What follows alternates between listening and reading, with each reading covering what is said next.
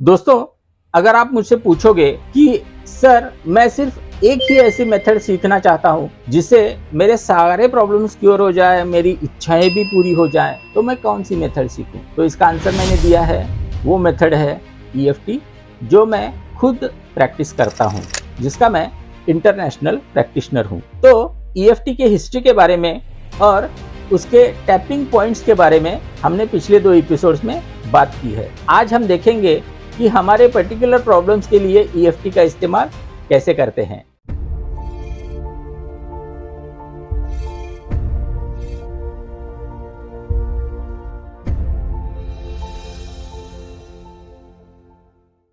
तो नमस्कार दोस्तों, मेरा नाम है दयानंद उमरे और मैं स्वागत करता हूं आपका क्वांटम माइंड के एपिसोड नंबर 69 में। तो दोस्तों, आज हम EFT का एप्लीकेशन देखेंगे। तो इसके लिए एक एग्जांपल लेते हैं। सपोज कि आपको सर दर्द हो रहा है और उसके लिए आपको EFT का इस्तेमाल करना है। तो सर दर्द के लिए EFT कैसे इस्तेमाल करते हैं? तो पहली स्टेप है कि उसका SUD डिसाइड कीजिए। SUD मतलब 0 to 10 इन नंबर्स में आपके प्रॉब्लम को मार्क दीजिए। 0 मतलब बिल्कुल दर्द नहीं है और 10 मतलब बहुत ज्यादा दर्द है। तो आप कोई भी एक उसको डिजिट दे सकते हो, कि जैसे कि बोल सकते हो कि 7 इतने मार्क्स में उसको दूंगा, तो इसी बोला जाता है SUD। आप सबसे पहले तो उसको मार्क दीजिए। उसके बाद आपको 2 सेंटेंसेस बनाने हैं। पहला सेंटेंस जो है उसे बोला जाता है एक्सेप्टेंस फ्रेज। एक्सेप्टेंस फ्रेज मतलब ये एक वाक्य ऐसे होता है जिसके 2 पार्ट होते हैं। पहले पार्ट में हम बोलते हैं कि हालांकि मेरे सर में दर्द है, मतलब प्रॉब्लम बताना है पहले पार्ट में, और उसके बाद बोलना है मैं खुद को मन से स्वीकार करता हूं। तो ये पूरा वाक्य कैसे होगा? हालांकि मेरे सर में दर्द है, मैं खुद को मन से स्वीकार करता हूं। ये वाक्य इंग्लिश में ऐसे होगा, even though I have this headache, I deeply and completely love and accept myself. तो आपको अगर पीठ का दर्द है तो ये वाक्य कैसे होगा? हालांकि मेरे पीठ में दर्द है, मैं खुद को मन से स्वीकार करता हूँ या करती हूँ। तो ये हो गया एक्सेप्टेंस फ्रेज। एक्सेप्टेंस फ्रेज में 2 पार्ट्स हैं, फिर से रिमाइंड करता हूं मैं। पहले पार्ट में प्रॉब्लम, जो भी प्रॉब्लम हो उसको बताना है।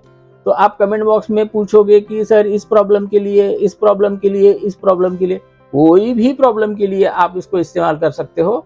सिर्फ उसको बताना है खुद को कि हालांकि मुझे ये प्रॉब्लम है, हालांकि मुझे सांपों से डर लगता है, हालांकि मुझे मेरे पिताजी पे गुस्सा आ रहा है, हालांकि मैं इनको माफ नहीं कर पा रहा हूँ, हालांकि मैं स्टेज पे नहीं बोल पाता, हालांकि स्टेज पे बोलने से मुझे डर लगता है, मैं खुद को स्वीकारता हूँ। ये कुछ एक्सेप्टेंस फ्रेज के एग्जाम्पल्स हैं। तो आपको समझ में आया होगा कि एक्सेप्टेंस फ्रेज कैसे बनाना है। उसके बाद आता है रिमाइंडर फ्रेज। रिमाइंडर फ्रेज मतलब अपने प्रॉब्लम के छोटे छोटे फ्रैगमेंट्स करने हैं, छोटे छोटे पार्ट्स में अपने प्रॉब्लम को डिवाइड करना है, और वो हर एक पार्ट को कैसे इस्तेमाल करना है उसके बारे में मैं अभी बताऊंगा। तो सबसे पहले आपको अगर दे सकते हो तो 0 to 10 अपने प्रॉब्लम को मार्क दीजिए। ये सिर्फ टेंजिबल प्रॉब्लम्स में होता है, कोई दर्द कर रहा है, सूजन है, इस केस में आप बोल सकते हो कि ये इतना इतना है। लेकिन बहुत से प्रॉब्लम ऐसे होते हैं कि जिनको आप मार्क्स नहीं दे सकते या फिर वो टेंजिबल नहीं होते, तो उसके बारे में आप मार्क्स मत दीजिए। लेकिन अगर मार्क्स दे सकते हो तो इनके लिए मार्क दीजिए। तो बेसिक टैपिंग ऐसे होता है, कराटे चॉप पॉइंट पे टैप करते वक्त आपको एक्सेप्टेंस फ्रेज 3 बार बोलनी है। एक्सेप्टेंस फ्रेज मतलब जो वाक्य हमने पहले तैयार किया हुआ था उसको 3 बार बोलना है। हालांकि मेरा सर दर्द कर रहा है, मैं खुद को स्वीकारता हूँ या स्वीकारती हूँ। इंग्लिश में यह वाक्य कैसे होगा? Even though I have this headache, I deeply and completely love and accept myself. इस वाक्य को 3 बार बोलना है, लेट मी रिमाइंड यू, और उस वक्त तक इस पॉइंट को टैप करते रहना है, कराटे चॉप पॉइंट को। ओके, तो आई थिंक ये पॉइंट क्लियर हो गया। बाकी सब पॉइंट टैप करते वक्त उस पॉइंट का रिमाइंडर फ्रेज मतलब छोटा सा उसका पार्ट लेना है जिसमें प्रॉब्लम डिस्क्राइब हो जाए। मतलब ये हेडेक, ये सरदर्द, ये सरदर्द का प्रॉब्लम, ये सरदर्द, ये सरदर्द, ये सरदर्द। और ये बोलते वक्त आप हर एक पॉइंट को 7 से 10 बार टैप कर सकते हो। मतलब आपको ये मन में आया होगा ना कि कितनी बार ऐसे टैप करना है, 7 से 10 बार। 10 के ऊपर गया तो भी चलता है, 7 के नीचे मत आइए। एक समय के बाद आपको एक फील जनरेट हो जाता है कि मुझे अभी नेक्स्ट पॉइंट पे जाना है। तो ये यहाँ तक, मतलब अंडर द आर्मपिट्स UA, इस पॉइंट तक आप अगर आते हो तो लास्ट वाला पॉइंट मैं रिकमेंड करता हूं कि इस पॉइंट को टैप करते वक्त आप डीप ब्रीथ लीजिए और ऐसी कल्पना कीजिए कि वो जो सांस जा रही है वो उस एरिया में जा रही है, वहां पे प्रॉब्लम है, और मुंह से एक्सेल कीजिए और कल्पना कीजिए कि वो प्रॉब्लम वहां से निकाल रही है। तो ये सांस पूरे सर में भरेगी और बाद में वहां से वो प्रॉब्लम पूरा निकाल के बाहर निकलेगी। 2 बार सांस अंदर लेनी है और छोड़ देनी है। तो ये बेसिक EFT का प्रोसीजर है। और उसके बाद फिर से स्टेप नंबर 1 पे आना है। फिर से देखना है सर दर्द कितना था, पहले 8 जितना था। मैं एग्जांपल ले रहा हूं।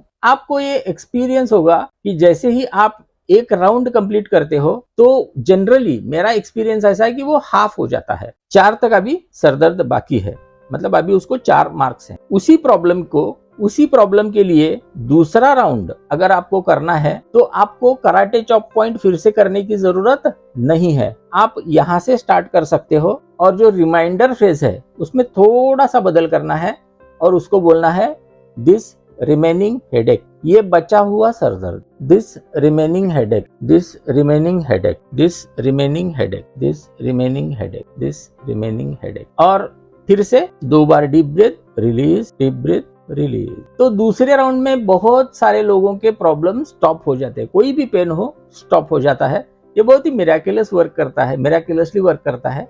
मैं तो स्टेज पे बुला के लोगों का जो भी पेन होता है वो रिलीव करके दिखाता हूँ। तो आप भी इसको ट्राई जरूर कीजिए। ऐसा जरूरी नहीं है कि कुछ दर्द ही हो। अगर आपको टेंशन आ रहा है या फिर एंजाइटी है तो आप कैसे कर सकते हो। हालांकि मुझे ये एंजाइटी महसूस हो रही है, मैं खुद को मन से स्वीकारती हूँ 3 बार। ये एंजाइटी का प्रॉब्लम, जो भी प्रॉब्लम है उसको छोटे छोटा चंक में डिवाइड करना है। लेकिन बहुत से प्रॉब्लम ऐसे होते हैं जिनको हिस्ट्री होती है, जिनको बहुत सारा डिस्क्रिप्शन होता है। उन प्रॉब्लम से कैसे डील करना है उसके बारे में हम नेक्स्ट एपिसोड में बात करेंगे। अगर आपको EFT का डिटेल में स्टडी चाहिए तो आप कमेंट में बताइए कि सर EFT डिटेल में बताइए।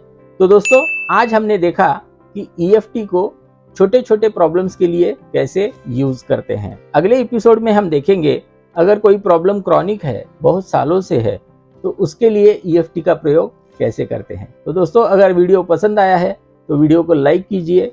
अगर आपको लगता है कि आपके दोस्त को या फैमिली मेंबर को इसकी ज़रूरत है तो उन तक ये वीडियो ज़रूर पहुंचाइए। शायद किसी के लाइफ में बहुत बड़ा बदलाव ये वीडियो ला सकता है। तो दोस्तों आज के लिए इतना ही, फिर मिलेंगे नेक्स्ट एपिसोड में। तब तक के लिए धन्यवाद।